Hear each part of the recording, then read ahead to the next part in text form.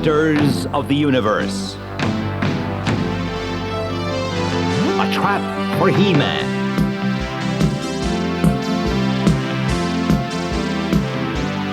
The twin moons of planet Eternia shone brightly over the weird peaks of the Mystic Mountain. On the summit of a mighty crag stood Skeletor, Lord of Destruction.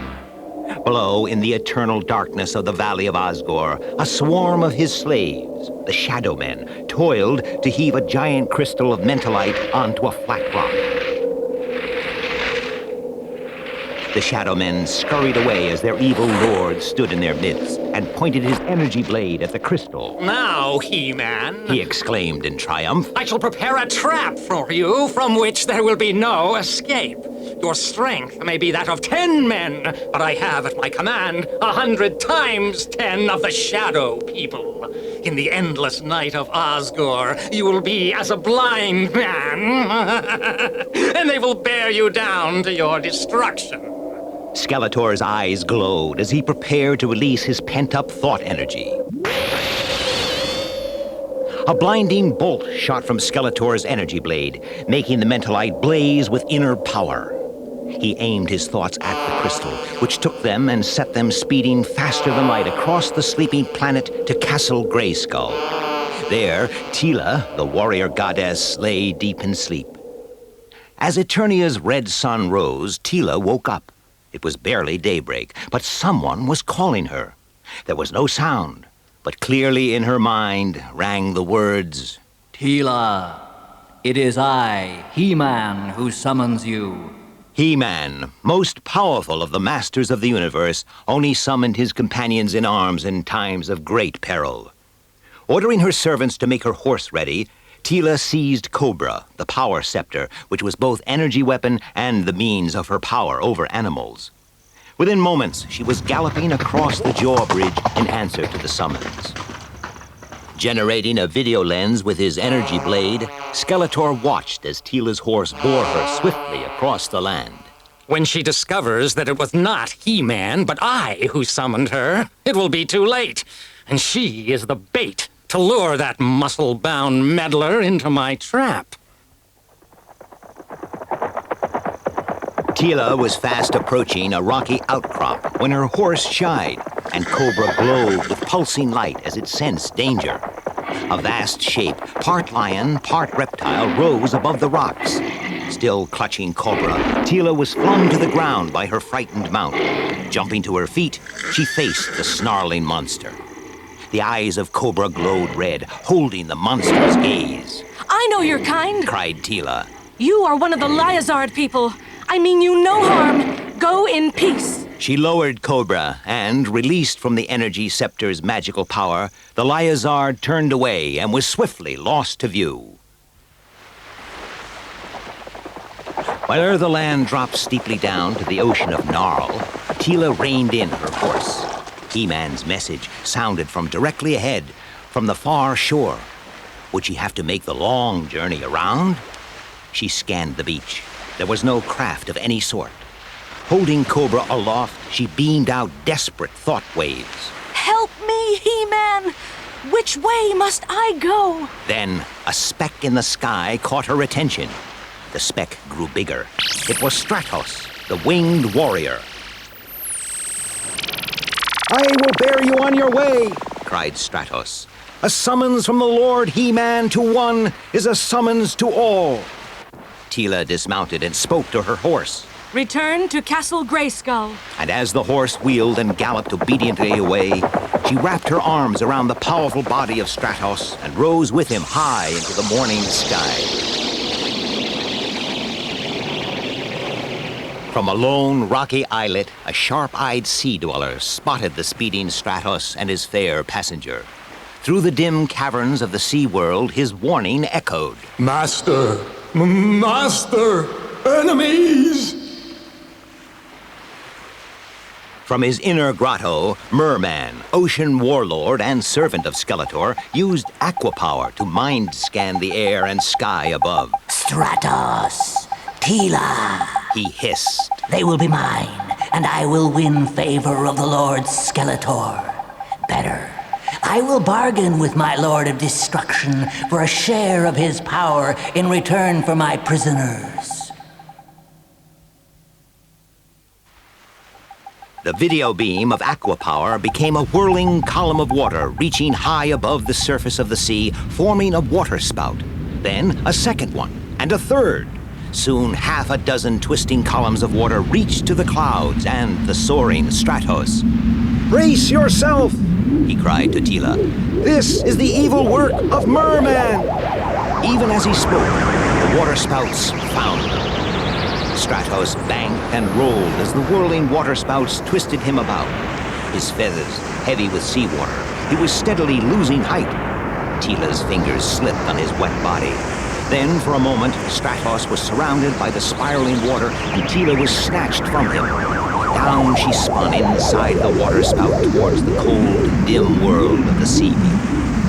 As the waters closed over the warrior goddess, Mer-Man blasted a stream of zero energy from his weapon, imprisoning her in a frozen bubble of crystal-clear ice. Quickly, she aimed Cobra at the ice, but the power scepter was made useless by the zero energy. She was weaponless. Your toy cannot help you now. Laughed Mer-Man. And my people are of the sea and care nothing for your magic scepter.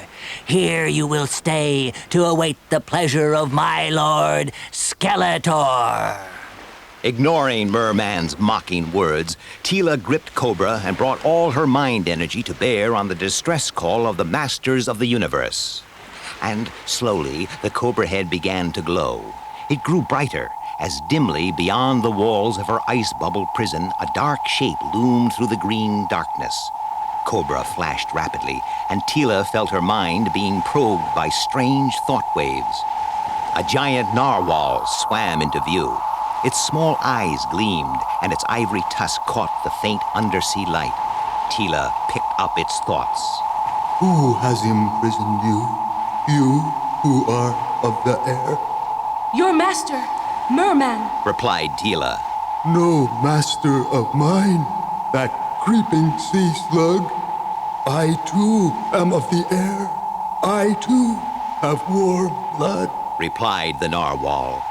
It backed off a short distance, then with a crash it shattered the ice with its tusk, and Teela was borne swiftly upwards on its back. By a lonely beach on the far shore, Teela bid farewell to the narwhal. Beyond the beach lay dense forest filled with the sounds of wild animals. Teela pushed through the undergrowth. It would be a long and weary journey on foot to the other side of the forest. Cobra began to glow, and at the same moment, something big came crashing through the trees towards her. It was a giant stag, and it stood trembling before the bright glow of the red eyes of Cobra. You must carry me on your broad back swiftly to the Lord He-Man, said Teela, as the stag knelt for her to mount. In a moment, they were traveling faster than the wind through the forest. With a piercing shriek, a shaggy half-animal figure sprang in front, and the stag skidded to a halt. Beast-Man! Cried Teela, holding up Cobra. Beast-Man flinched and turned his eyes away from the pulsing scepter, at the same time sending his stun whip lashing out at Teela. Swerving to avoid the flailing whip, Teela put her heels to the stag. With a roar of rage, Beast-Man raised his weapon again, but a charge from Cobra bowled him off his feet as Teela urged her mount to even greater speed. The savage Beast-Man lumbered in pursuit for a few paces, then seizing a low branch, he swung himself into a tree and continued the chase through the treetops. Steadily, Teela drew away from her pursuer. But what was that ahead? Through the trees there was a glint of water. A lake over whose dark surface mists and vapors drifted, and in whose murky depths strange reptiles lurked. There was no way across. She would have to go around. Along the lake shore galloped Teela, while fierce eyes watched and clutching claws reached out from the water as she passed. Round the narrow end of the evil lake sped the stag and Teela. Not far behind, Beast-Man raced through the branches, swinging his great bulk from tree to tree, hand over hand on the tangle of creepers growing through the leaves. And there, across a narrow arm of the lake, he caught a glimpse of his quarry. The forest reached out far from the bank on both sides. Clutching a loose strand of vine, Beast-Man swung up and out over the lake. Teela glimpsed the flying figure and turned to aim an energy blast.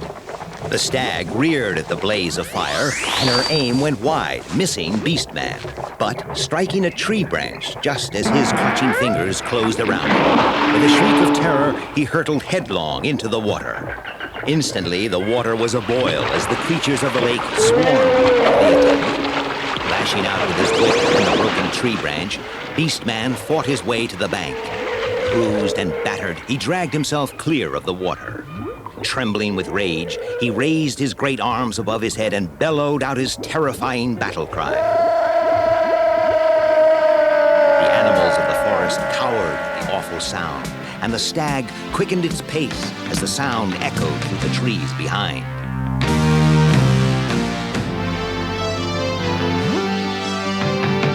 Bright sunlight showed ahead. They were almost out of the forest. Once on the open plain, the stag could easily outstrip lumbering Beast-Man. Teela raised herself and turned to see how close their pursuer had come. And in that moment, the stag lowered its head and ran beneath a low, overhanging tree branch. The branch caught Teela across the shoulders, and she was swept from her mount to land, stunned, on the ground, while the stag raced on its way in terror at the approach of Beast-Man. Beating his chest in triumph, Beast-Man picked up the unconscious warrior goddess and slung her across his shoulder. Then he set off to seek his lord, Skeletor, and claim a reward for such a valuable prize. As Beast-Man loped across the dusty plain of Eternia, a speck appeared high in the sky above him. Was it a bird? A cruising wind raider? It was Stratos, dried out and desperately seeking Teela. Now his sharp eyes easily picked up the movement of Beast-Man far below, and he quickly saw that the limp bundle on his shoulder was the warrior goddess. Unaware that he had been spotted, Beast-Man hurried on. Stratos banked away. There was only one person who could help Teela in her plight. Stratos used every ounce of air power in his body to reach He-Man before it was too late. He-Man, in his guise of the weakling Prince Adam, saw Stratos approaching. He raised his sword and cried, "By the power of Grayskull!" changing into He-Man even as he spoke. Quickly, Stratos told his story. "This is the evil work of Skeletor," said He-Man. "Where was Beast-Man headed?" "The Mystic Mountains," replied Stratos. "That means only one thing," said He-Man. "The Valley of Osgore. Superpower is useless in that place of eternal night and the fiendish shadow men. I will need cunning and my faithful battle cat." Soon, astride the armored battle cat and carrying his battle axe and shield, He-Man was traveling swiftly across the rolling plains of Eternia towards the ragged peaks of the planet's high mountains and the smothering darkness of the Valley of Osgore. The sun was high in the sky when He-Man looked into the blackness of the grim chasm where Teela was held captive. In the deepest part of the Valley of Osgore, Skeletor stood before his prisoner, who was held helpless against a stone pillar by bands of pure energy. Welcome to the Dark Valley, Teela, warrior goddess, he sneered. Very soon, you may join me in welcoming our dear friend He-Man. It is too bad for him that he is all that stands between me and supreme power in the universe. Do not be so sure, Skeletor, cried Teela defiantly. But I am sure, replied Skeletor. His may be the mightiest body in the universe, but mine is the mightiest brain. I have conceived a trap in which you are the bait. My slaves, the shadow people, are the jaws which will snap shut and crush him once and for all. A shadow man slithered out of the gloom and crouched low before Skeletor. My lord, the lookouts report the approach of your enemy. He-Man paused on the rim of the gorge. A winding track led down below the overhanging cliffs, which had kept out the light of day since the beginning of time. Once into that deadly shade, he was at the mercy of the Shadow Men. Their great strength was their ability to see in the dark. But so, like all of his tribe, could Battle Cat. Light meant agony to the Shadow Men, and this was their great weakness. It was with light that He-Man would defeat them. The sun had reached its highest point when He-Man unslung his battle shield. Holding it out, he caught the rays of the sun and sent them reflecting onto the rocks. Mounting Battle Cat, he urged the great beast down the narrow track, all the time holding the glittering metal shield to catch the sun and sending a dazzling beam ahead of him into the murk of the deadly valley. He-Man's war mount picked its way quietly among the boulders strewing the path. But to the super-sensitive ears of the Shadow Men, the silent steps of the huge cat were adequate warning. At a gesture from Skeletor, they took up their positions. Gripping crude clubs, they ranged about the stone pillar. Others lined the bottom of the gorge on either side, while the remainder perched high up in dark ledges and crevices, ready to leap down upon their intended victim. Skeletor cast a glance around the final placing of his slaves. All seemed in readiness. Like stars in a black sky, the eyes of the Shadow Men gleamed in the darkness. The sounds of the approaching victim drew closer. Skeletor looked again. Two larger, brighter stars shone out. A low, rumbling growl came from their direction. Then a great blaze of agonizing brightness leapt at the Shadow Men, and He-Man was upon them. In the terrifying brightness of the sunlight reflected from He-Man's shield, the Shadow Men tumbled screaming from their hiding places among the rocks. Fighting each other in their desperation, they bore down upon Skeletor where he stood beside the captive Teela and the glowing mentalite crystal. Back, you cowardly reptiles! Screamed the Lord of Destruction. Perhaps this will help to put some fighting spirit into your miserable hearts!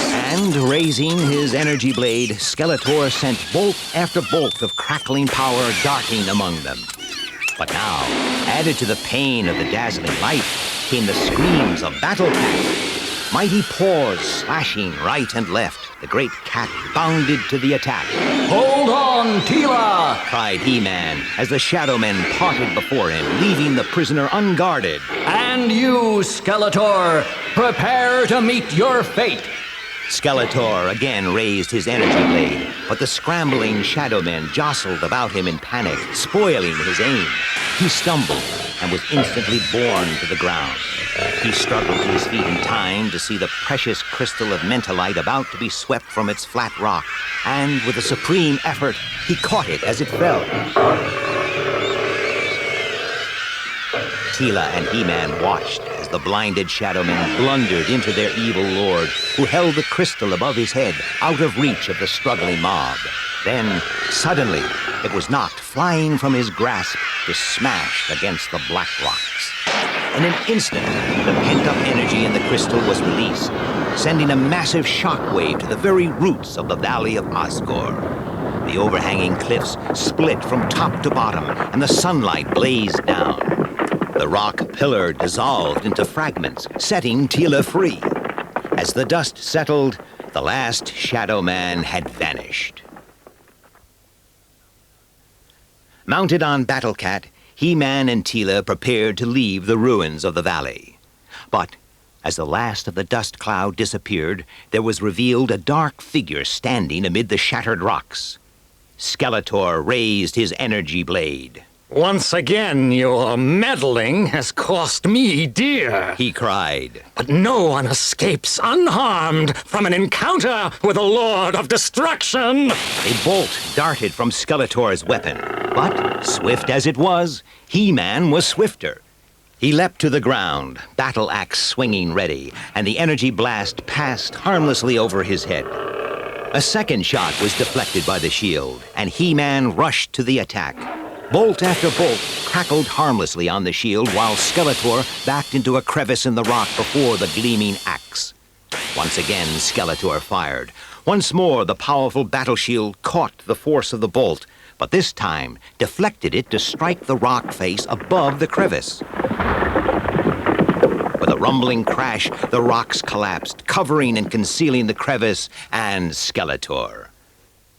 As He-Man and Teela rode out of the Valley of Osgore, the rays of the sun were penetrating into nooks and crannies which had never had until now known its warmth. The poisonous mosses and lichens which draped the black rocks shriveled and died. Teela pointed to a spot high above them. The collapsing rocks had released a spring of clear water, and now it cascaded into a glittering stream to form the beginnings of a river on the valley floor. Sun and water, Said Teela. they will bring the grass and trees and flowers. Soon Osgore will be as fair a spot as any place on planet Eternia. Yes, Replied He-Man. when evil is defeated, good can flourish for the benefit of all.